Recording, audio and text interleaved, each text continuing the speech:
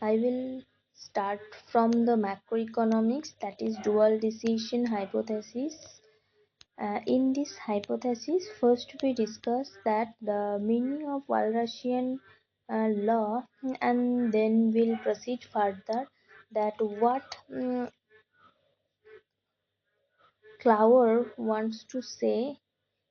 uh, in dual decision hypothesis. That starts that the pure Walrasian model that the economy consider there is no production, only exchange is there, and there are large traders in the economy, and traders utility depends on the quantity of different goods, that is the utility depends on quantity, there is considered emit quantity, and the budget constants is that the sum of price and quantity, multiplication of price and quantity is equal to the supply of the goods, that is price into quantity, supply, and the maximization requires that marginal utility of x and marginal utility of y is equal to price of x divided by price of y, and here the quantity demands depends on the price of nth commodity. And sorry, I am going to first page, and there is already mentioned that quantity demand it's depends on the price of emit commodity and the income level. So the excess demand function, it's depend its excess demand function is the difference between the quantity demand and quantity supply. Quantity demand is positive but quantity supply is negative, that is there is excess demand in the economy, and it is also depends on the price of emit commodity and income, that is denoted by I here.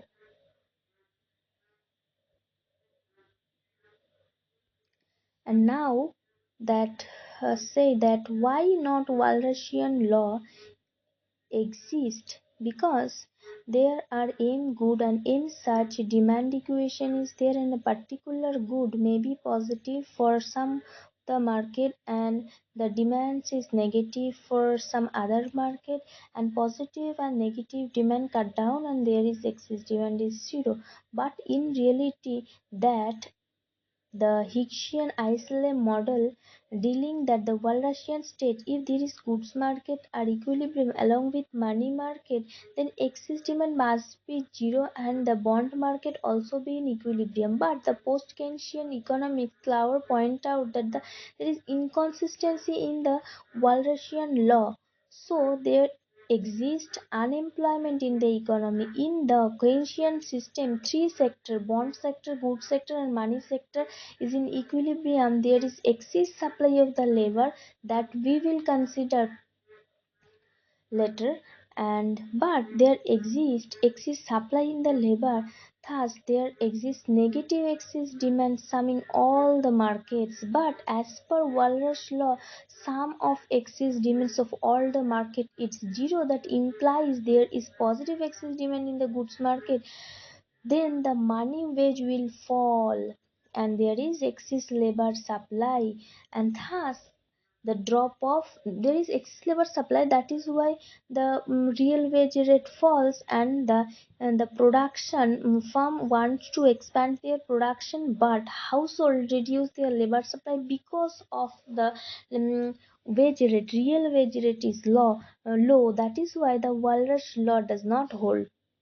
And some assumption is considered in this model that Walras law that traders can Walras law said that the traders can buy or sell any amount,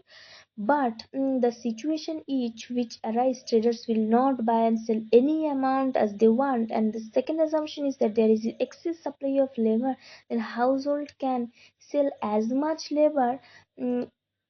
some happens that the some goods markets cannot buy as many labors because the real wage rate is low. That's already been discussed. So there is effective demand exist in the economy because of quantity constant in the sale of labor market. So Keynes consumption functions depends on the effective demand, and here the income takes an considerable significance in this model, and utility is depends on the labor and consumption. The utility and the derivative, that is positive when consumption increase, utility increase, but when labor increase, then utility is automatically fall. And here the consumption maximum utility depends on consumption, and consumption depends on labor income and non labor income, that are also called labor wage and non labor wage. And that is uh, next we will show a diagram through that how consumers or individuals are taking their decision in next page. That is here budget constants is AB and individual labor time is OL bar, and the equilibrium condition where the IC is tangent, that is E, and at this point labor demand is L0 and consumption is C0,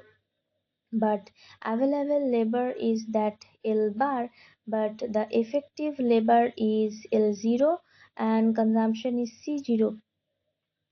And at point E where marginal substitution is equal to W by P, that is real wage, and real wage is that rate where the leisure can be transformed into consumption by a market. But the important results is that the analysis is taking decision, the simultaneously taking decision how much individual will consume and how much labor will supply, that is taking the decision simultaneously. This is termed as the dual decision, and this is the fact because household ration, that means mm, in the labor market affects its demand for consumption goods. Consumption will fall as he will not be able to stay at non-ration level. That is why households are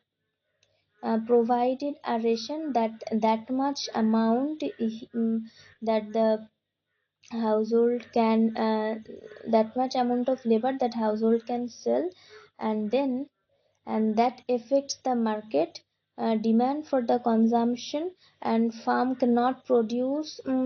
so much amount that they want, so there is a constant, so household can taking decision how much labor will supply and how much consumption will take in place. That is called the dual decision hypothesis.